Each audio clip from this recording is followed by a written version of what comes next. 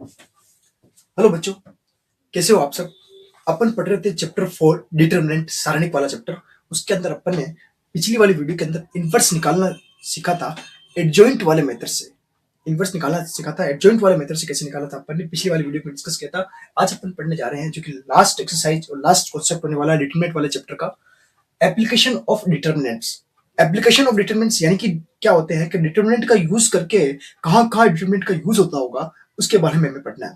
तो सबसे अच्छा जो डिटर्मिनेंट एंड मैट्रिसेस का जो यूज होता है, इक्वेशन यानी कि सिस्टम होता है ना, इक्वेशंस जो अपन सोल्व करते हैं विलोपन विधि से, एलिमिनेशन मेथड से जो करते थे अपन, और प्रतिस्थापन विधि से, इसी टाइप से तीन तीन वेरिएबल आ जाए अपने पास में एक्स वाई जेड, इक्वेशन को कैसे सोल्व किया जाता है उसका यहाँ पर डिटर्मिनेंट का यूज किया जाएगा। तो यहाँ पर अपन पहले कॉन्सेप्ट पढ़ लेते हैं, फिर एक्सरसाइज के ऊपर चलते हैं। कॉन्सेप्ट क्या होता है ध्यान से देखना। ए सिस्टम ऑफ लीनियर इक्वेशन यानी कि जो लीनियर इक्वेशन होगी अपने पास में using inverse of a matrix, यानी कि अपन ने किसका, मैट्रिक्स का इनवर्स का यूज करके उसको सोल्व करना है। कैसे करते हैं, यानी कि अवयव के व्युत्क्रम द्वारा रैखिक समीकरण के निकाय के हल। तो पहले अपन कोई जैसे 3x3 वाली मैट्रिक्स से करने की कोशिश करते हैं। 2x2 तो इजी हो जाएगा, आप कर भी पाओगे। 3x3 से पूरा कॉन्सेप्ट आपको समझ में आ जाएगा। तो कोई तीन इक्वेशन लेके मैं स्टार्ट करता हूँ, देखना आप कैसे करते हैं। लेट अपन कोई तीन इक्वेशन देखते हैं, लीनियर इक्वेशन जो होगी।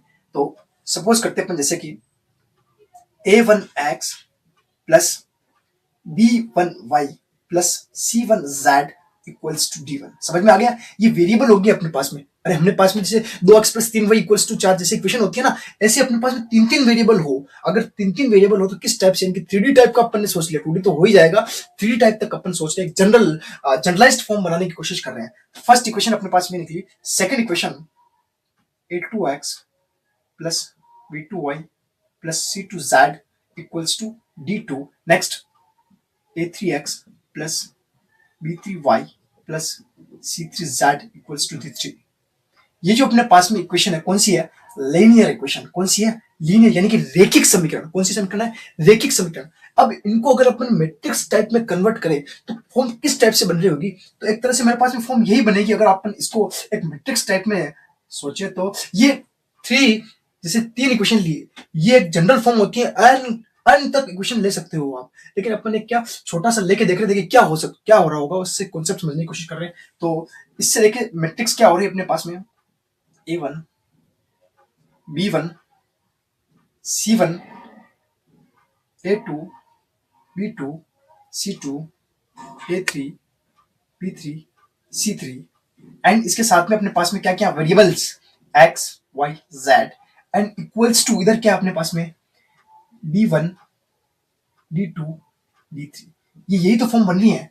अगर हम इस मैट्रिक्स का मल्टीप्लाई, इस ये अपने पास में 3x3 की मैट्रिक्स है, ये अपने पास में जो है 3x1 की मैट्रिक्स है, ये अपने पास में 3x1 की मैट्रिक्स है। एक तरह से इधर इक्वल वाली कंडीशन के अंदर चलिए, इसका अगर आप मल्टीप्लाई करोगे तो फिर से अगेन ये इक्वेशन आ जाएगी। बड़े आराम से आप कर सकते हो, आराम से इक्वेशन निकल जाएगी अगर मल्टीप्लाई करा के। अब हम मान लेते हैं इसको ए लेट कर ले कि लेट अपने पास में ये जो है पूरी मैट्रिक्स, इसको अपन लेट कर लेते हैं कैपिटल ए। एक मैट्रिक्स बन गई अपने पास में, इसको अपन कैपिटल ए ले रहे हैं। a1 b1 c1 a2 b2 c2 a3 b3 c3 and capital X एक लेट कर रहा हूं मैं अपने पास में, ये वाला value X Y Z and last value आती थी अपने पास में, इसको लेट कर लो आप बी। क्या लेट कर रहे हो, मैट्रिक्स बी। कौन सी matrix, B. d1 d2 d3। तो आप देखो कि फॉर्म अपने पास में कहीं ये तो नहीं बन गई A X equals to B. Clear. एक तरह से इस पूरे सिस्टम को मैंने मैट्रिक्स के फॉर्म के अंदर लाके इस टाइप से कन्वर्ट कर दिया, वेयर जहां पर ये एक 3x3 की मैट्रिक्स है, एक्स 3x1 की मैट्रिक्स है, बी भी 3x1 की मैट्रिक्स। क्लियर, यहां तक क्लियर समझ में आ गया। अब स्टार्ट होता है असल खेल, क्योंकि अपने जैसे अपन जैसे इक्वेशन को सोल्व करते डायरेक्ट सोल्व स्टार्ट करना कर देते हैं। अपने पास में इक्वेशन दी होगी, अपन इस तरह से मैट्रिक्स बना लेंगे। ठीक है, क्लियर।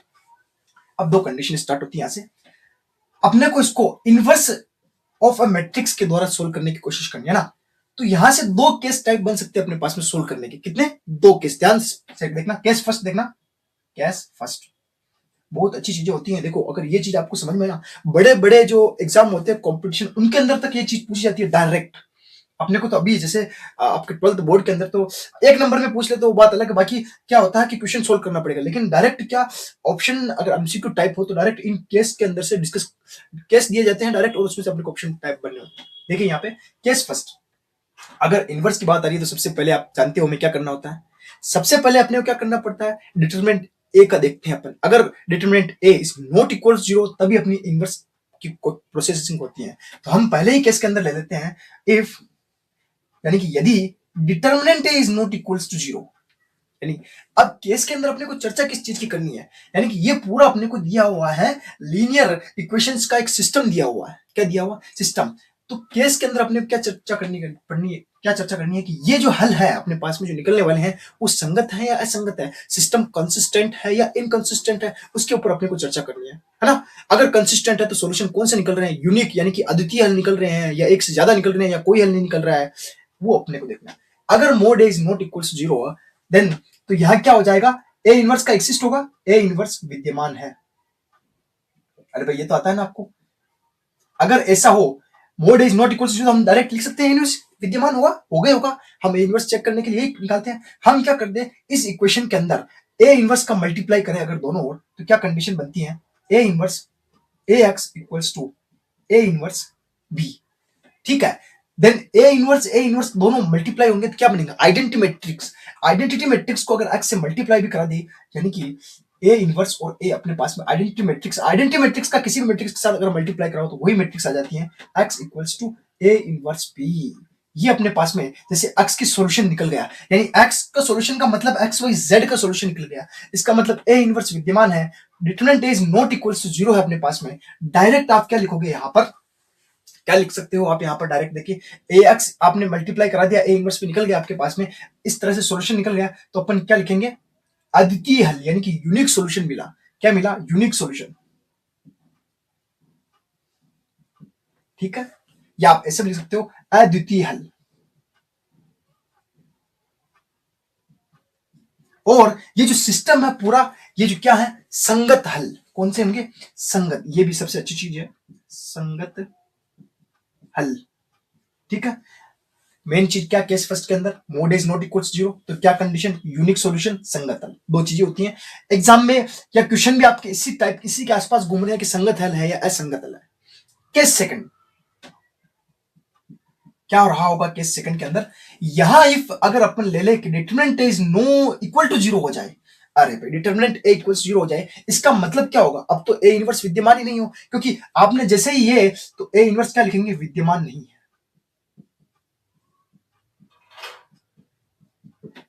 जैसे अपन ने ये पता चला तो अपने को ये पता चल गया कि ए इनवर्स विद्यमान नहीं। अब यहां से दो टाइप बनते हैं यहाँ पे, इसी के अपन लिखते हैं, तो टाइप फर्स्ट, या आप कह सकते हो कि टाइप ए टाइप बी, दो बातें बता देता हूं मैं आपको। अगर ए इनवर्स विद्यमान नहीं है, अब ए इनवर्स विद्यमान नहीं तो अपन एडजॉइंट ए तो निकाल ही सकते हैं ना, उसमें तो कोई दिक्कत वाली बात ही नहीं है आपके, ठीक है ना। तो टाइप ए में अपन देख रहे हैं, अब ए इनवर्स अपने पास में जैसे विद्यमान नहीं है तो अपन एडजॉइंट ए तो निकाल सकते हैं, तो अपन क्या निकाल लेते हैं, एडजॉइंट ए। अब और क्या बच रहा है, ए इनवर्स तो निकाल ही नहीं सकते हैं, बी बच रहा है, एडजॉइंट ए बी निकालेंगे अपन, क्या निकालेंगे, एडजॉइंट ए बी। अगर adjoint A B is not equals to zero है, क्या है, adjoint A B not equals to zero है, देन सिस्टम क्या हो जाएगा, यहां से निकाय क्या हो जाएगा, असंगत। हालांकि mod A equal to zero आ गया, इसका मतलब दोनों ही कंडीशन निकलने वाली, तो असंगत ही अपने पास में, और कोई हल नहीं, कोई हल नहीं, यानी कि कोई भी हल नहीं मिलेगा। इसी तरीके से इसी का टाइप भी देख लीजिए, एडजॉइंट ए को अगर बी से मल्टीप्लाई कराए और वो इक्वल्स टू जीरो आ जाए, तब क्या कंडीशन होगी, ये संगत भी हो सकता है या असंगत भी हो सकता है, और हल इसके अनंत हल भी हो सकते हैं या कोई हल नहीं। समझ में आपको तीनों कंडीशन, सबसे ज्यादा इंपॉर्टेंट कंडीशन अपने पास में केस फर्स्ट वाली रहने वाली है, ठीक है। क्या है कंडीशन कि अगर mod A equals not equals zero है, यानी कि इनवर्स निकाल सकते हैं, सिस्टम यूनिक अद्वितीय हल होंगे, संगत हल है, ठीक है। अगर mod A equal to zero आ गया फिर भी संगत मिल सकता है, कब? अगर adjoint A B equal to zero हो जाए तो संगत या असंगत दो चीजें हो सकती है, अनंत भी हो सकता है या इनफाइनाइट पे भी जा सकते हो या नो सॉल्यूशन भी हो सकते हैं। इसी तरीके से B not equal to zero आए तो संगत असंगत तो हो गई, यानी कि इनकंसिस्टेंट तो हो गई, लेकिन कोई हल नहीं मिलेगा। समझ में आ गया होगा कैसे करते हैं अपन इसको। क्वेश्चन पे चलते हैं तो और अच्छे समझ में आ जाएगा। यहाँ क्वेश्चन सोल्व करेंगे तो आपको पता चलेगा भी ये कहाँ कैसे यूज हो रहे हैं। ये आपको कॉन्सेप्ट तो पढ़ना ही पड़ेगा। इंपॉर्टेंट मेनली चीज केस फर्स्ट और केस सेकंड आपको याद करनी पड़ेंगे, ठीक है। चलते हैं अपन आगे। तो एक्सरसाइज 4.6 है अपने पास में। क्वेश्चन नंबर फर्स्ट, संगत या असंगत का वर्गीकरण कीजिए। यानी कि स्टार्टिंग के जो 5-6 क्वेश्चन उसके अंदर अपने को केवल सिस्टम कंसिस्टेंट है या इनकंसिस्टेंट है उनके बारे में बताना है, और इक्वेशंस अपने पास में गिवन है, सोल्व नहीं करना है, सॉल्यूशन नहीं करना है, सिर्फ अपने को ये बताना है संगत है या असंगत है, ठीक है। अब जब मैंने कॉन्सेप्ट बताया था आपको स्टार्टिंग के अंदर से दो बातें बताई थी, दो केस बताए थे। अगर डिटर्मिनेंट है ए अपने पास में नॉट इक्वल टू जीरो है, यानी कि क्या हो जाता है, ए इनवर्स का विद्यमान होगा, और क्या हो जाता है, ए इनवर्स अपन क्या कर लेते हैं, एक्स इक्वल्स टू बी का सॉल्यूशन कर लेते हैं, तो डायरेक्ट सॉल्यूशन निकल जाता है। अगर अपने को mod A is not equal to zero है तो डायरेक्टली लिखेंगे यहाँ पे सिस्टम कंसिस्टेंट है, यानी कि संगत है, सोल्व करने की जरूरत ही नहीं आगे। अगर mod A equal to zero हो जाए तो फिर दो केस बताए थे, मैं दो टाइप बताए थे, उसके बाद में एडजॉइंट ए और बी का मल्टीप्लाई कराते हैं। एडजॉइंट ए बी अगर नॉट इक्वल्स टू जीरो आ रहा है फिर भी असंगत है, कोई हल नहीं। एडजॉइंट ए और बी इक्वल टू जीरो आ रहा है तो फिर संगत भी हो सकता है, असंगत भी हो सकता है। देखते हैं क्वेश्चन के अंदर क्या था। हर क्वेश्चन के अंदर अपन यही चीज करने वाले हैं। क्वेश्चन नंबर फर्स्ट देखना, तो इसके सॉल्यूशन देखिए, देखेगा तो समीकरण निकाय के सापेक्ष अगर देखा जाए तो मैट्रिक्स ए क्या निकलती है यहां से, मैट्रिक्स ए इक्वल्स टू देखिए 1 2, यही तो है, देखिए A1 B1 1 2 2 and 3 and capital x बताइए भाई, बता दो जल्दी से, X Y and capital B बता दो 2 3। आपको समझ में आया कि ये कैसे निकाला? अभी मैंने पूरा कॉन्सेप्ट समझाया था, उसके अंदर ये चीजें निकालना सिखाया था, उसी इन्हीं का अगर आप मल्टीप्लाई करा दो तो ये बन जाता। ये एक तरह से देखा जाए तो ए एक्स इक्वल्स टू बी ही है, ए एक्स इक्वल्स टू बी ही है अपने पास में। अब सबसे पहले मुझे संगत असंगत चेक करने के लिए मोड ए निकाल के देखता हूं क्या आ रहा है। मोड ए देखिए क्या आ रहा है, इसका डिटरमिनेंट निकाला तो क्या बनता है, देखिए 3 का 1 से गुणा कराया 3 माइनस का 4 क्या आ रहा है, -1। क्या -1 जीरो के इक्वल है, क्या नहीं है? यानी कि यहां से क्या है, ए इनवर्स विद्यमान है, ए इनवर्स विद्यमान। अगर ए इनवर्स विद्यमान है, अगर ए इनवर्स विद्यमान है तो क्या हो गया, समीकरण निकाय क्या लिखोगे, समीकरण निकाय संगत है, संगत। समझ में आ गया होगा आपको कैसे करते हैं क्वेश्चन, बहुत ही अच्छे क्वेश्चन है। हालांकि ए इनवर्स निकालने वाला क्वेश्चन आता है, लेकिन उसी के और के अंदर ऐसे क्वेश्चन पूछे जाते हैं इनको, या ए और बी पार्ट के अंदर भी ये क्वेश्चन डाल देते हैं बहुत सी बार बोर्ड एग्जाम के अंदर। आप बहुत ध्यान से पढ़ना, क्योंकि डिटरमिनेंट तो आप पढ़ के आए हो, सिर्फ इनवर्स का इसके अंदर थोड़ा सा यूज करना है, हो जाता है क्वेश्चन। नेक्स्ट क्वेश्चन देखते हैं इसका। तो जो क्वेश्चन नंबर फर्स्ट अपन ने कर लिया, सेकंड सेम वैसे ही है। क्वेश्चन नंबर थर्ड देखिए, थोड़ा अलग टाइप का। देखिए यहाँ पर अपन दो समीकरण है अपने पास में, समीकरण निकाय दिए हुए। अभी तक अपन एक्स और वाई दो इक्वेशन लेके चल रहे हैं, थर्ड वाला भी करेंगे अभी आगे अपन, 3 × 3 वाला देखते हैं। तो समीकरण निकाय से अपन लेट कर लेते हैं, लेट या माना A equals to capital A, matrix बता दो भाई जल्दी से क्या बन रहा है, 1 3 2 6 and capital X equals to बन रहा है मेरे पास में X Y. Next B equals to, B वाली जो मैट्रिक्स दी हुई है 5 और 8। चलो बता दो। अब यहां से मेरे को क्या निकालना होता है, सबसे पहले संगत और असंगत निकालने के लिए डिटरमिनेंट ए की वैल्यू मेरे को पता होनी चाहिए। क्या होता है डिटरमिनेंट ए, क्या होगा मेरे पास में, देखिए यहां से डिटरमिनेंट ए अगर निकाला जाए तो 6 का 1 से गुणा 6 -3 दूना 6 क्या आ गया जी, ओहो। डिटरमिनेंट ए इस बार मेरे पास में जीरो आया, पिछली बार में नॉट इक्वल टू जीरो था, इस बार इक्वल टू जीरो आ गया। यानी कि यही से मुझे पता चल गया कि ए इनवर्स विद्यमान नहीं है, ए इनवर्स विद्यमान नहीं है।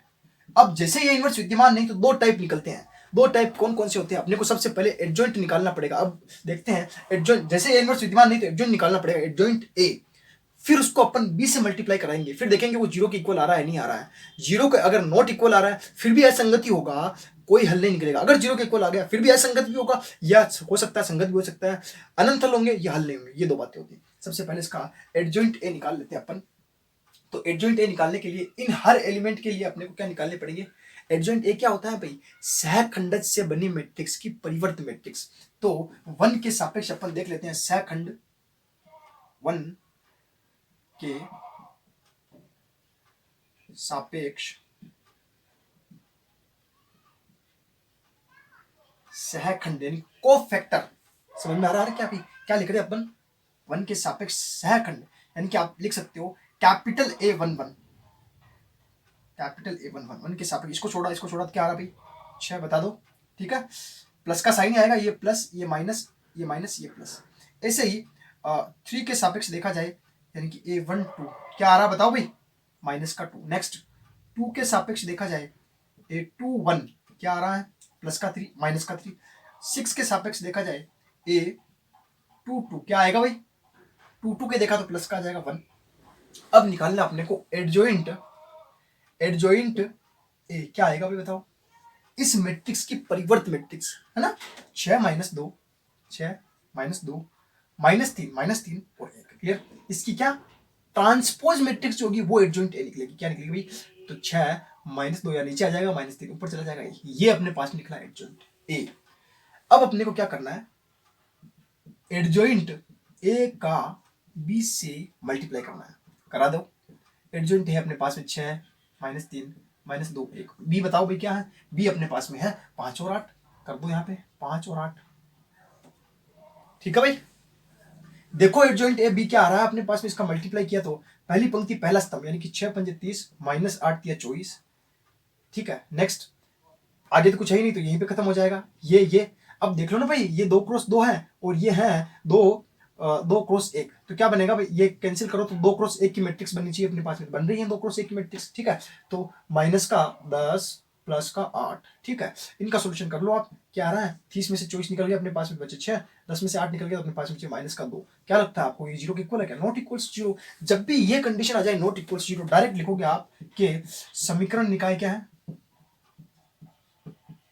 असंगत है। कौन सा है? असंगत है। और एक लाइन और लिखना चाहो तो लिख दो। क्या लिखोगे? असंगत है, नॉट इक्वल जीरो आया और कोई हल नहीं होगा। कोई हल नहीं, हालांकि ये नहीं पूछा लेकिन ये आपको याद रखना है, ध्यान रखना, हल होंगे या नहीं होंगे पता होना चाहिए। कोई हल नहीं होगा, आप सोल्व करके भी देख सकते हो, इनका कोई हल नहीं निकलेगा। तो इस तरह से अपन पता कर सकते हैं, मतलब कि हल निकलेंगे या नहीं निकलेंगे, कंसिस्टेंट है इनकंसिस्टेंट है, क्या हो रहा है क्वेश्चन के अंदर, तो इस तरह से पता करते हैं। एक पहले क्वेश्चन कराया उसके अंदर संगत निकाला, इसके अंदर असंगत। अब थोड़ा बड़ा लेवल पर चलते हैं, 3x3 वाला मैट्रिक्स वाला करते हैं। नेक्स्ट देखते हैं आगे।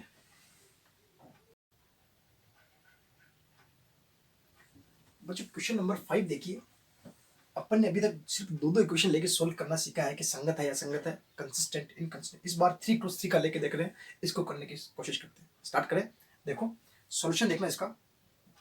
सबसे पहले इसके लेट अपन ले लेते हैं इसकी मैट्रिक्स कैपिटल ए क्या निकलने वाली है बताओ पे जल्दी से। 3 -1 3 -1 एंड -2। नेक्स्ट 0, एक्स का देखो कोएफिशिएंट 0 है, वाई का है 2 एंड जेड का है -1। नेक्स्ट 3 -5 एंड जेड का क्या है 0। ध्यान रखना यहाँ पर नहीं है तो फिर उनको 0 करना पड़ेगा। डायरेक्ट यहाँ एक्स का मत लिख लेना, ये एक्स का 0 है, देखिए एक्स का कोएफिशिएंट नहीं है, वाई का है, इसका ध्यान रखना ध्यान से ना। ये अपने पास में 3x3 की बनी इस बार। एंड कैपिटल एक्स क्या है अपने पास में इस बार?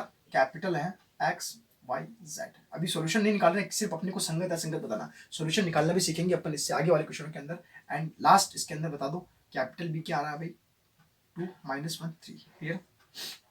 अब देखते हैं सबसे पहले क्या करना होता है भाई संगत असंगत। सबसे पहले केस डिटरमिनेंट ए निकालना। डिटरमिनेंट ए क्या होगा देखिए भाई, तो यहाँ पे देखिए सबसे इजी कहाँ से रहेगा सोल्व करना, तो मेरे ख्याल से अगर आप चाहो तो यहाँ से सोल्व करो तो बहुत ही आसान हो जाएगा, क्योंकि इसमें 0 भी आ रहा है ना।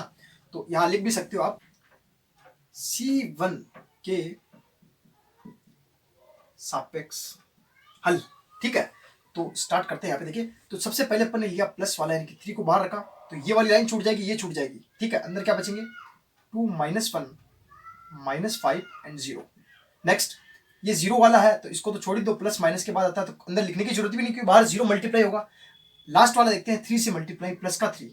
अंदर क्या क्या रहेंगे भाई देखिए, ये छूट गया, ये छूट गया, -1 -2 -2 -1। क्लियर भाई? -1 -2 एंड प्लस का 2, सॉरी प्लस का 2 -1। क्लियर है? अब इसको सोल्व कर लो, बड़ा आसान है। देखिए तो यहाँ आ जाएगा अपने पास में 3 और अंदर क्या बचेगा देखिए, 2 का 0 से मल्टीप्लाई 0, -5 और -1 का प्लस का 5, लेकिन एक बाहर -5 आ रहा है इसलिए यहाँ आ जाएगा माइनस का 5। यहाँ +3 ऐसे रख लो बाहर। अंदर देखिए -1 और 1 का मल्टीप्लाई होगा तो क्या आ जाएगा? प्लस का 1 माइनस माइनस और माइनस प्लस हो जाएगा, 2 दूना 4। क्या कंडीशन आई देखिए, 5 दिया 15, माइनस के 15, 4 1 5 दिया 15 प्लस के 15, क्या कंडीशन आ रही है, इक्वल्स टू 0। यहां पर डिटर्मिनेंट ए अपने पास में 0 आ गया, यानी कि अपन क्या लिखेंगे, ए इनवर्स विद्यमान नहीं है, क्योंकि डिटर्मिनेंट ए क्या आ गया अपने पास में 0, देखिए 0 आ रहा है, तो क्या लिख दो यहीं पे पहले, ए इनवर्स विद्यमान नहीं है, ए इनवर्स विद्यमान नहीं है। भाई आपको पता है अभी पिछले वाले क्वेश्चन में हमने बताया था, जब भी ए इनवर्स विद्यमान नहीं है तो मैं केस सेकंड पे जाता हूं, और केस सेकंड क्या कहता है, दो कंडीशन निकालने की कहता है। आप सबसे पहले एडजॉइंट ए निकालिए, फिर बी का मल्टीप्लाई कराए, फिर देखिए वो 0 के इक्वल आ रहा है नहीं आ रहा। सबसे पहले एडजॉइंट ए निकाल लेते हैं। तो एडजॉइंट ए निकालने के लिए तो यहां से अपने को हर एलिमेंट के सापेक्ष इसके तो एडजॉइंट ए निकालना अपने को, तो एडजॉइंट ए निकालने के लिए हर एक एलिमेंट के रिस्पेक्ट में सबसे पहले क्या चाहिए, सेकंड। उन सेकंड से मैट्रिक्स बनानी है, सेकंड की मैट्रिक्स के परिवर्त निकालेंगे, फिर बनेगा अपने पास में सेकंड। तो निकालते हैं। तो सबसे पहले एलिमेंट क्या है अपने पास में, 3, यानी कि A11 के सापेक्ष कैपिटल A11 यानी कि 3 के सापेक्ष second capital A11 equals to, बताओ भाई क्या आ रहा है, इसको छोड़ दिया, इसको छोड़ दिया, और A11 है अपने पास में ना, इसको छोड़ दिया, इसको छोड़ दिया, यानी कि ये, चलो एक बार मैट्रिक्स की फॉर्म में लिख लेते हैं अपन, 2 -1 -5 और 0। सबसे इंपॉर्टेंट बात क्या होती है, प्लस माइनस का ध्यान, यहाँ 1 और 1 है, सबसे पहले प्लस आता है, इसीलिए 1 और 1 इवन नंबर बनता है, तो प्लस का साइन रहेगा, चेंज नहीं होगा, है ना। तो सॉल्यूशन भी अपने पास में क्या आ जाएगा, 0 का 0 रह जाएगा, 5 गुणा 1, माइनस और माइनस प्लस हो जाएगा, लेकिन एक माइनस फिर से इसके बीच में आता है, तो -5 इसका सॉल्यूशन आ जाएगा। क्लियर, ये माइनस इसका लगा, A11 के तरफ से नहीं लगा, इसका लगा।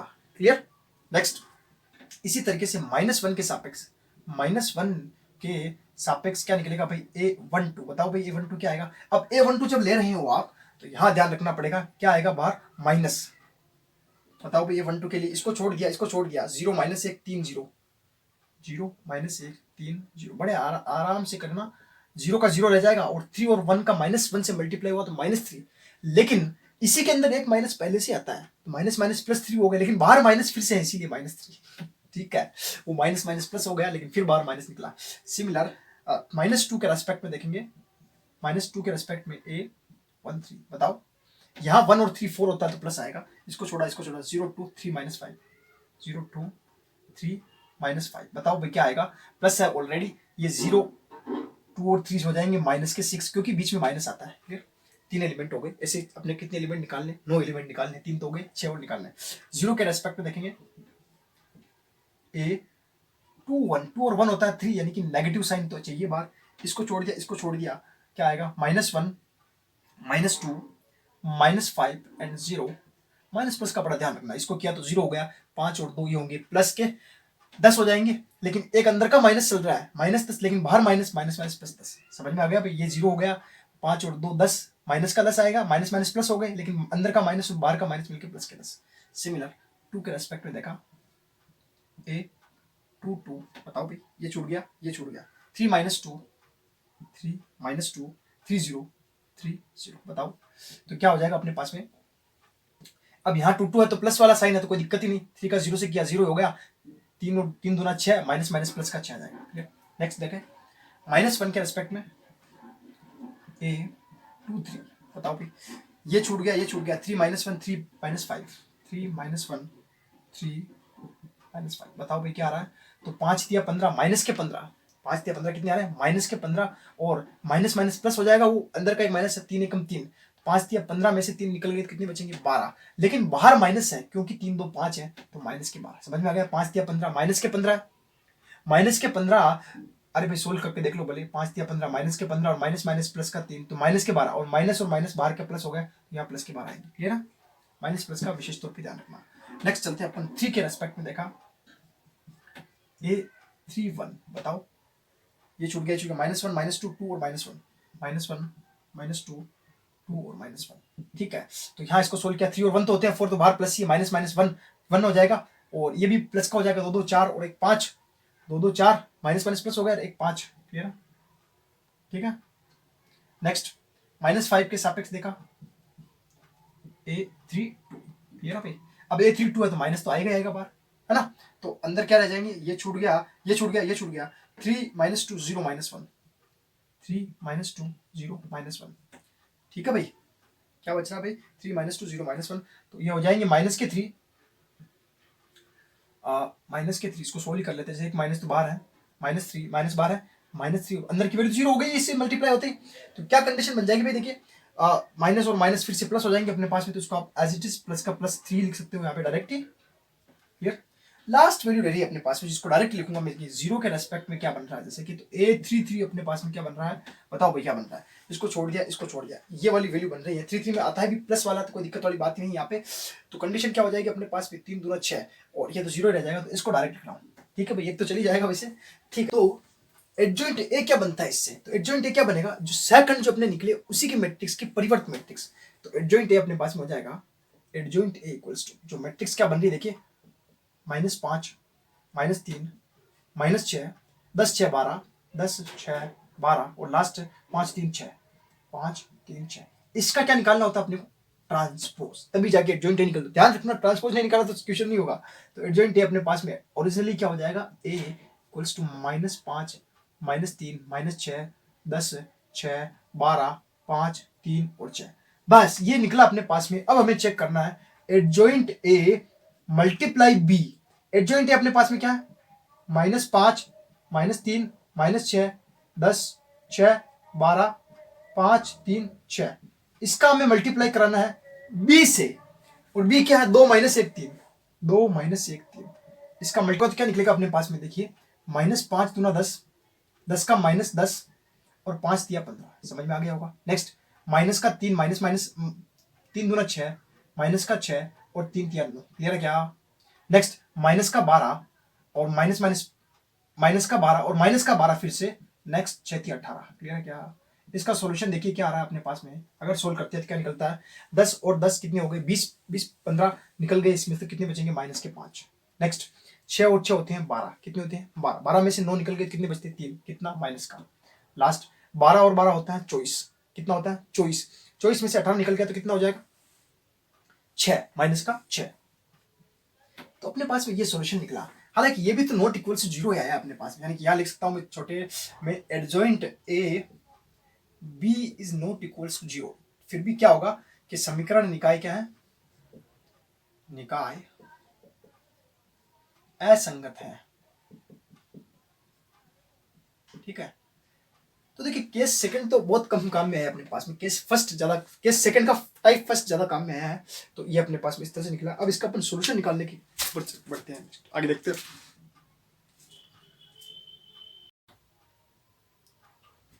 कुछ क्वेश्चन नंबर 7 देखिए, जिसका हम इतनी देर कर सोल्व करने की कोशिश कर रहे थे, यानी कि इक्वेशंस के जैसे एक्स और वाई वेरिएबल की वैल्यू कैसे निकाला जाए, यानी कि समीकरण अवयव के अनुप्रयोग से अपन अवयव के व्युत्क्रम द्वारा रैखिक समीकरण का निकाय हल कैसे लेके आए, उसके ऊपर आ गए अपन।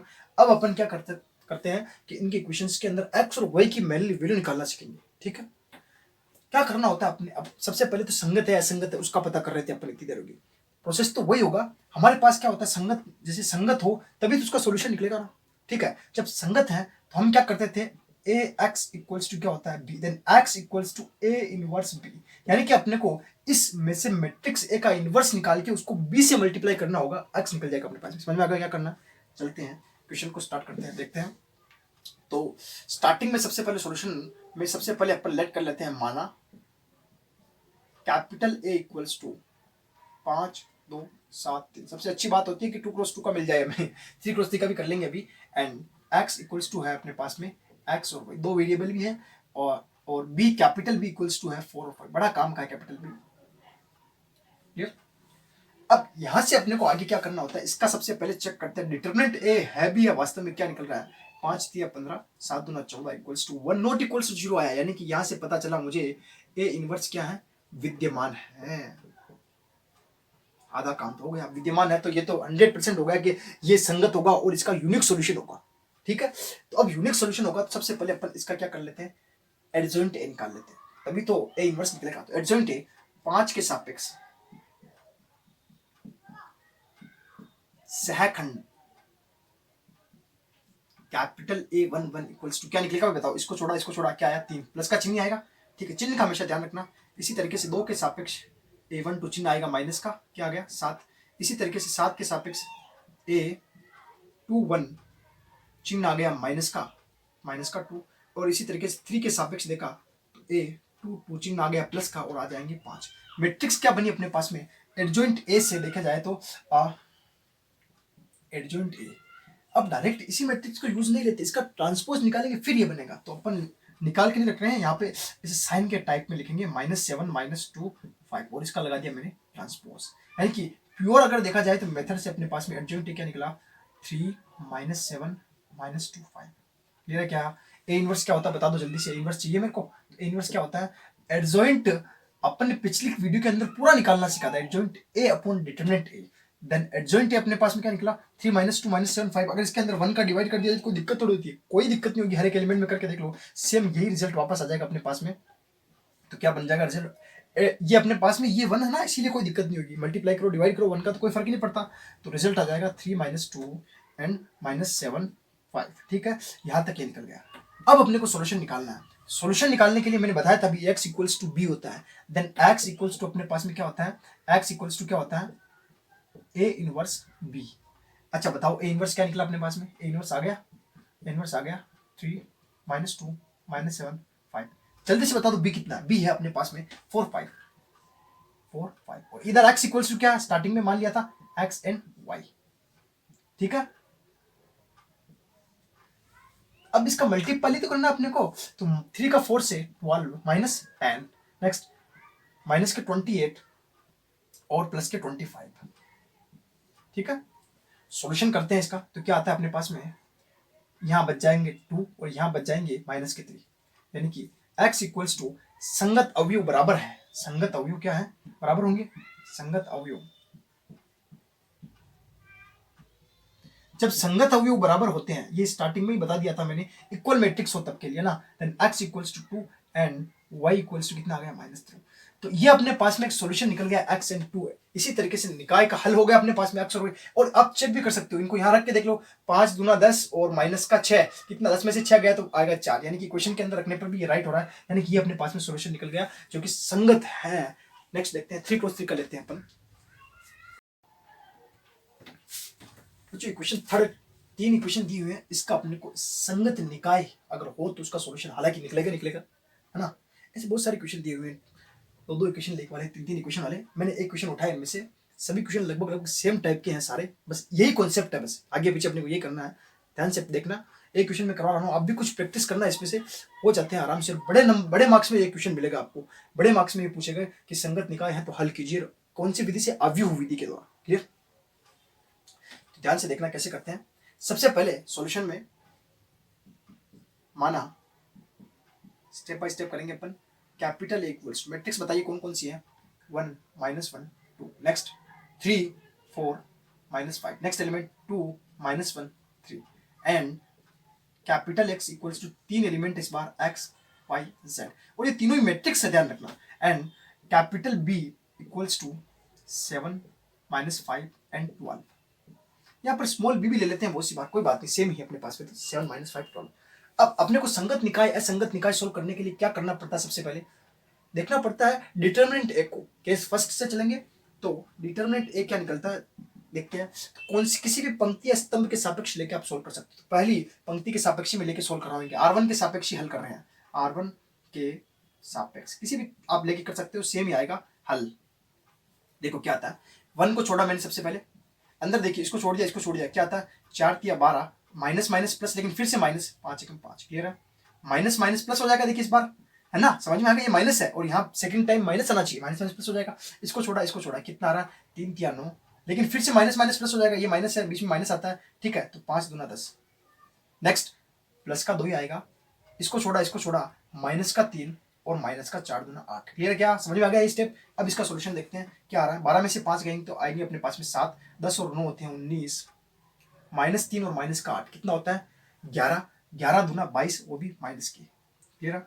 22 में से 19 निकल गए तो कितने बचेंगे? 3, 19 20 21 22, माइनस के 3 बच रहे हैं। क्लियर? माइनस के 3 और प्लस का 7 कितने बचेंगे? 4 और 3 7, यानी प्लस का 4 आ रहा है। यानी कि मेरे पास निकला डिटरमिनेंट ए इक्वल्स टू 4 जो कि नॉट इक्वल्स टू 0 है। यानी कि यहां से पता चला मुझे कि ए इनवर्स क्या है? विद्यमान है।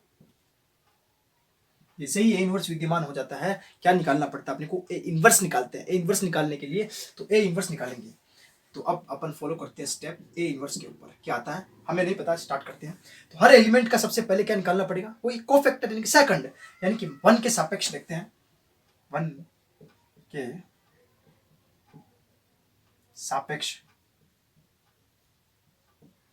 सेकंड क्या आएगा, capital A 1 1 clear equals to क्या आएगा, और 1 1 क्या होता है +2 इवन नंबर है, इवन नंबर है तो यहाँ साइन भी प्लस का है। इसको छोड़ दिया, इसको छोड़ दिया, क्या आ रहा है, आप कहो तो मैं डायरेक्ट सोल्व कर लूं क्या, साइन लगा के, हर बार मैट्रिक्स लिखना नहीं पड़ेगा ना। तो इसको छोड़ दिया, इसको छोड़ दिया, अंदर क्या आ रहा है, साइन भी प्लस का है, 4 या 12, इन दोनों को किया तो 5 एकम 5 माइनस का 5।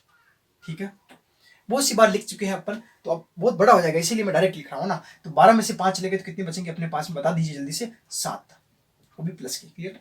नेक्स्ट इसी तरीके से अब 1 के सापेक्ष ए 1 1, इसी तरीके से हर एलिमेंट के सापेक्ष चल रहे हैं अपन। तो ए 1 2 देख लेते हैं, यहाँ से आप समझ जाना मैं क्या समझाना चाह रहा हूँ आपको। तो ए 1 2 अपने पास में क्या हो जाएगा, देखिए इसको छोड़ा और इसको छोड़ दिया, क्या आएगा, 3 3 9 पहला एलिमेंट। अब सबसे पहले बाहर चिन्ह माइनस का आएगा, 3 3 9 समझ में आ गया, और 5 दूना 10 माइनस माइनस प्लस हो जाएगा, क्या आएगा यहाँ से, 10 में से 9 गए, 10 और 9 19 माइनस के 19। क्लियर अभी, ठीक है, क्या आ रहा है समझ में तो आ रहा है, अपन बहुत बार रिपीट कर चुके इसलिए मैं डायरेक्ट लिख रहा हूँ इस बार ना। ये 1 2 हो गया, ये 1 3 की बात देखते हैं, क्या आएगा, प्लस का साइन आएगा, कोई दिक्कत ही नहीं, यहाँ इसको छोड़ दिया, इसको छोड़ दिया, 3 और -1 माइनस का 3, अरे कर तो पूरा ही रहे ना, भले लिख नहीं रहे तो क्या हुआ, कर तो पूरा ही रहे, 3 -1 -3 और माइनस का 8, 4 दूना 8, कितना हो गया, 8 9 10 11 यानी कि माइनस के 11। ठीक है, बताओ आगे भाई बताओ, 2 1 क्या आएंगे, 2 और 1 3 यानी कि चिन्ह माइनस का। क्लियर, तो ये छूट गया और ये छूट गया, -1 3 -1 2, यानी -1 का 3 से मल्टीप्लाई, माइनस का 3 और इसका इससे मल्टीप्लाई, 2 एकम 2 माइनस माइनस प्लस हो जाएगा। क्लियर, 3 में से 2 निकला तो माइनस का 1, एक माइनस पहले से बार है, माइनस माइनस प्लस 1। चिन्ह का फिर भी मैं कह रहा हूँ और ध्यान से, बहुत ध्यान से क्वेश्चन करना है आपको, चिन्ह का ध्यान रखना है। इसी तरीके से आगे देखा अपन ने 2 2, इसको छोड़ दिया, इसको छोड़ दिया, 1 2 2 3 यानी कि 3 का 1 से मल्टीप्लाई क्या हो जाएगा, चिन्ह प्लस क्या आएगा, 3 का 1 से मल्टीप्लाई 3, नेक्स्ट 2 का 2 से माइनस का 4, क्या आएगा चिन्ह बताओ भाई, -1। ठीक है, नेक्स्ट ए 2 2 हो गया, ए 2 3 देख लो क्या आ रहा, इसको छोड़ दिया, इसको छोड़ दिया, 1 -1 2 -1, 1 का 1 -1 से मल्टीप्लाई, 2 और 3 में चिन्ह आएगा माइनस का, और अल्टरनेट भी देख लो ना, plus minus plus minus plus minus. फिर तो इसको छोड़ा तो 1 और -1 आएगा, लेकिन यहाँ 2 और मल्टीप्लाई 1 -2 माइनस माइनस प्लस 2 हो जाएगा, क्योंकि बीच में भी तो -2 आता है ना, 2 में से 1 निकला, 1 बचा, लेकिन फिर भी बाहर चिन्ह -1 का ही आएगा क्योंकि बाहर -1 बेटा। ठीक है, नेक्स्ट ये सबसे कठिन काम होता है, इसको माइनस प्लस के अंदर उलझा रहना, 3 और 1 4 होते हैं तो चिन्ह तो प्लस का आएगा अपने पास में, यहाँ पे इसको छोड़ दिया, इसको छोड़ दिया, माइनस और माइनस प्लस हो जाएंगे 5, फिर चिन्ह माइनस का, 4 दूना 8। क्लियर है, देखिए इसको छोड़ा, 4 दूना 8 माइनस का आ गया, यहाँ से सोल्व किया तो कितना आ गया, माइनस का 3, 5 में से 8 चले गई तो माइनस के 3, ये 3 2, बताओ चिन्ह किसका, माइनस का, क्योंकि 3 2 होते हैं 5 5 तो माइनस का आएगा, इसको छोड़ दो, इसको छोड़ दो, क्या आएगा, माइनस का 5 एंड माइनस का 6, क्योंकि चिन्ह कोई चेंज नहीं है तो ये वही रह जाएगा, 6 और 5 होंगे 11, लेकिन माइनस के 11 और बाहर माइनस है, माइनस माइनस प्लस के 11। क्लियर है, नेक्स्ट लास्ट एलिमेंट ए 3 3 इक्वल्स, चिन्ह किसका आएगा, प्लस का, देखो यहाँ इसको छोड़ दिया, इसको छोड़ दिया, 4 माइनस माइनस प्लस हो जाएगा 3, कितना हो गया भाई, 4 और 3 7, समझे भाई। ठीक है, इससे अपने पास में जो मैट्रिक्स बनी एडजॉइंट ए क्या निकलेगी बताओ, यही तो मैट्रिक्स निकलेगी पूरी, इसी का ट्रांसपोज, यानी कि एलिमेंट क्या निकलेंगे, 7 -19, अगला बताओ -11, उसके अगला बताओ 1 -1, क्या आ रहा है 1 -1, और क्या आ रहा है -1, आगे बताओ -3 11 7। ठीक है, इसी का ट्रांसपोज होता है, इसी का सोल्यूशन यहीं पे लिख देता हूं मैं, ट्रांसपोज का मत भूलना, हाँ यहाँ तक सोल्व करके बच्चे क्या करते हैं, ट्रांसपोज निकल जाता है दिमाग में, ऐसे इसको लिख देते हैं, ध्यान रखना। 7, ये पंक्ति तब में बदल जाएगी, माइनस का 19 और माइनस का 11, और ये हो जाएंगे 1 -1 लास्ट -3 और 11 और 7, अभी भी इनवर्स नहीं निकला भाई, इनवर्स होता है A inverse equals to adjoint A upon A का साइन, यानी कि इन सब में अपने को किसका डिवाइड करना है, डिटर्मिनेंट ए, जो कि क्या है 4, क्या है 4, यहाँ अपन ने निकाला था ना, वही डिटर्मिनेंट ए निकालना है। तो यहाँ पर ए इनवर्स हो जाएगा अपने पास में 1/4, एंड मैट्रिक्स क्या है बताओ, 7 1 -3 7 1 -3, नेक्स्ट -19 -1 11, नेक्स्ट -11 -1 एंड 7। अब अपने को निकालना है, क्या निकालना है, एक्स वाई जेड कैसे निकालेंगे? सिस्टम तो कंसिस्टेंट है, पहले पता चल गया। Then A inverse B equals to क्या होगा, या X equals to A inverse B, ठीक है। देन एक्स इक्वल्स टू क्या अपने पास में, X Y Z, and A inverse क्या निकला 1/4। बताओ वैल्यू सारी वही 7 1 -3 एंड -19 -1 11 -11 -1 7, क्लियर है। 1/4 लिख ही दिया। बताओ बी भाई, बी क्या है 7 -5 12, 7 -5 और 12, सिर्फ मल्टीप्लाई कराना रह गया है 1/4। देखिए 7 का 7 से 49, 1 का -5 से -5, -3 का 12 से माइनस के 36। समझ गए भाई कैसे किया मैंने, क्लियर। नेक्स्ट 19 का 7 से तो हो जाएंगे अपने पास में 19 7 कितने होंगे, 9 7 63, 3 6 7 एकम 7 6 6 12 और 13, 133, वो भी किसके आएंगे माइनस के, क्लियर। फिर माइनस माइनस प्लस का 5। नेक्स्ट आगे बताओ 11 का 12 से, देखिए 12 का 12 से करते हैं तो 144 आता है, तो 144 में से फिर ओट का निकाल दो, या ऐसे डायरेक्ट ही कर लो, 11 दूना 22, 2 है ना, 11 एकम 11 12 13 132, वो भी प्लस के, ठीक है। लास्ट -11 का 7 से 11 7 77 माइनस के 77, ठीक है। और ये माइनस माइनस प्लस का 5, और लास्ट 12 7 84, ठीक है भाई। अब इसका सॉल्यूशन और ले लो आगे। अपने पास में ये आ रहा है 1/4, क्या आ रहा है देखिए भाई, बताइए। देखिए 36 में से अगर 5 निकल जाए तो कितने बचते हैं, बताओ भाई कितने बचते हैं। 36 में से, यहाँ तो सही रहे ना, देखिए यहाँ से अपन ने मल्टी, हाँ ठीक है, 36 में से 5 निकल, 36 और 5 निकलेंगे क्यों, वैसे तो ऐड होंगे ना, तो 36 और 5 कितने हो जाएंगे अपने पास में 41, है ना, और यहाँ 49 है, 49 में से 41 निकल गए, कितने बचेंगे 8 प्लस के वो भी, ठीक है। नेक्स्ट 133 और 132, बताओ भाई कितने रह रहे हैं, 133, 32 में से 133 निकल गए, कितने बचेंगे अपने पास में, अरे भाई कितने बचेंगे जल्दी बता दो। 32, एक ही तो बचेगा, 5 और 1, माइनस का 5 में से 1 निकल गया, तो यहाँ पर क्या बचेंगे अपने पास में केवल 4। समझ में आ गया, यहाँ माइनस 1 बच रहा था, इसमें से कैंसिल होके तो यहाँ इसके अंदर ऐड होके 4 बच गए। लास्ट अब यहाँ अपने पास में बच रहे हैं -77 और 5 और 84, ठीक है। अब यहाँ देखिए यहाँ से 4 निकल रहा है और एक और कम कर दो, 77 इसमें से निकल दो तो 7 बच रहे हैं, 7 और 5 कितने हो जाएंगे अपने पास में 12। 4 का सब में डिवाइड कर दो, इधर अपने पास चल रहा था एक्स वाई जेड, 4 का अंदर डिवाइड कर दो, क्या निकलेगा 4 दूना 8, इसके अंदर हुआ तो 4 एकम 4, इसके अंदर हुआ 4। ये भी ध्यान रखना है कि ये मैट्रिक्स है, मैट्रिक्स के अंदर कोई एलिमेंट मल्टीप्लाई या डिवाइड होता है तो पूरे हर एक एलिमेंट से होता है, कोई एक पंक्ति या एक स्तंभ से नहीं होगा, वो डिटरमिनेंट के अंदर होता है। तो अपने पास में एक्स क्या निकला भाई, बताओ भाई 2, वाई क्या निकला भाई 1, जेड। और ऐसे क्वेश्चन की देख एक बात और बताता चलूं मैं, कि इनको आप अपना आंसर सही है या नहीं है वो भी पता कर सकते हैं। इनको आप फिर से इस क्वेश्चन किसी भी इक्वेशन के अंदर रख के चेक कर लो, अगर सही आता है तो सही है, नहीं तो फिर से चेक कर सकते हैं अपन गलती कहाँ हुई, तो रख के चेक कर लो। यहाँ पे आएगा 2 -1 और 3 दूना 6, ठीक है। तो 3 दूना कितना आ रहा है, 3 दूना 6, तो 6 और 1 हो रहा 7, सॉरी 6 और 2 हो रहे हैं 8, 8 में से 1 गया तो 7, तो इक्वेशन अपनी राइट हो रही है, ठीक है। तो इस तरह से अपन 3+3 का बड़े आसानी के साथ कर सकते हैं। ऐसे क्वेश्चन आते हैं एग्जाम के अंदर, बड़े मार्क्स के अंदर पूछे जाते हैं डिटरमिनेंट का, ये एप्लीकेशन ऑफ डिटरमिनेंट से, या तो ये और के अंदर, बहुत सी ज्यादा बार तो मैंने और के अंदर देखा ये क्वेश्चन, डायरेक्ट और के अंदर एक क्वेश्चन होगा उसी के एंड या और के अंदर पूछा हुआ होगा ये क्वेश्चन, तो ध्यान से आप देख ले तो आपको समझ में आ गया होगा कैसे अपन ने इक्वेशन किया 3+3 का, और इसके अंदर अपन 3 X Y and Z variables की वैल्यू निकाल दी। तो ये चैप्टर अपना यहीं पर पूरा हो जाता है। इसके अंदर लास्ट यही एक्सरसाइज थी कि अपने को समीकरण को कैसे सोल्व किया जाता है डिटरमिनेंट एंड मैट्रिक्स की हेल्प से, वो भी इन्वर्स वाले एडजॉइंट निकाल के अपने को कैसे सोल्व करना है उस टाइप से अपन ने, हालांकि इन्वर्स निकालना अपने को एलिमेंट्री मेथड से भी आता है, अपन ने वो भी किया है मैट्रिक्स के अंदर। तो ये यहीं पे हो जाता है पूरा चैप्टर। इसके बाद नेक्स्ट वाली वीडियो के अंदर अपन कंटिन्यूटी एंड डिफरेंशिएबिलिटी वाला चैप्टर की लेके आएंगे, वो भी आपको बहुत अच्छे से समझाएंगे। चैप्टर 5 रहेगा, है ना। तो ध्यान से इसको समझना करना, क्योंकि इससे क्वेश्चन आते ही आते हैं। तो आप अगर समझ में आया होगा आपको अच्छे से, तो वीडियो को लाइक एंड शेयर जरूर कीजिएगा, एंड चैनल को सब्सक्राइब करना मत भूलिएगा, ठीक है। धन्यवाद।